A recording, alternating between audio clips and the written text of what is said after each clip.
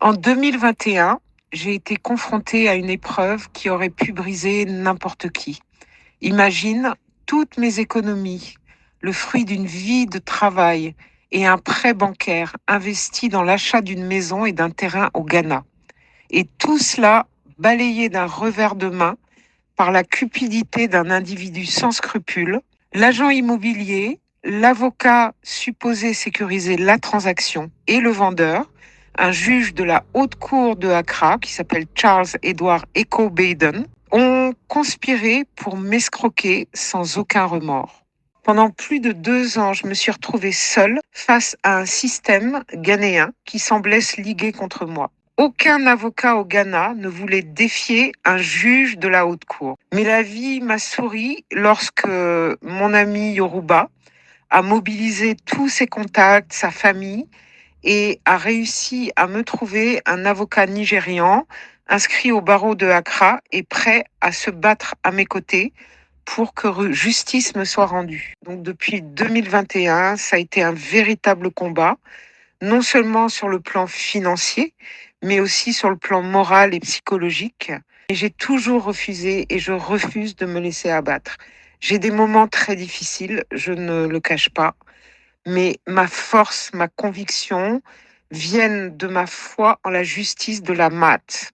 Je sais, je suis persuadée que tôt ou tard, la justice triomphe de l'isfet, du chaos et de la corruption. Je sais que c'est un combat qui va au-delà des tribunaux. C'est un combat spirituel, un combat moral. Moi, je reste ferme dans ma confiance.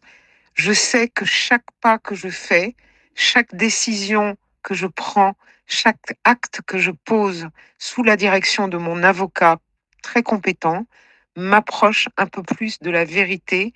Ma force, je la puise dans la force de mes ancêtres, dans la certitude qu'ils veillent sur moi. Leur héritage, leur sagesse, ce sont mes guides dans cette épreuve. Et je ne suis pas seule. Mes amis, mes proches qui m'entourent, d'un soutien indéfectible, eh bien, c'est grâce à eux aussi que je tiens bon. Et malgré les obstacles, malgré les moments de découragement, parce qu'il y en a, nous avons avancé. Nous avons obtenu des victoires, des décisions de justice qui ont penché en ma faveur, notamment celle sans appel de la Cour suprême du Ghana. Mais le combat n'est pas terminé puisque le monsieur s'entête à ne pas me rembourser. C'est une question de temps, il reste des batailles à mener, des obstacles à surmonter, et je reste extrêmement confiante. Et je continuerai à me battre, à me lever, à avancer, jusqu'à ce que la vérité triomphe, que justice me soit rendue et que la lumière chasse définitivement les ténèbres. Parce que ce type, ça représente les ténèbres.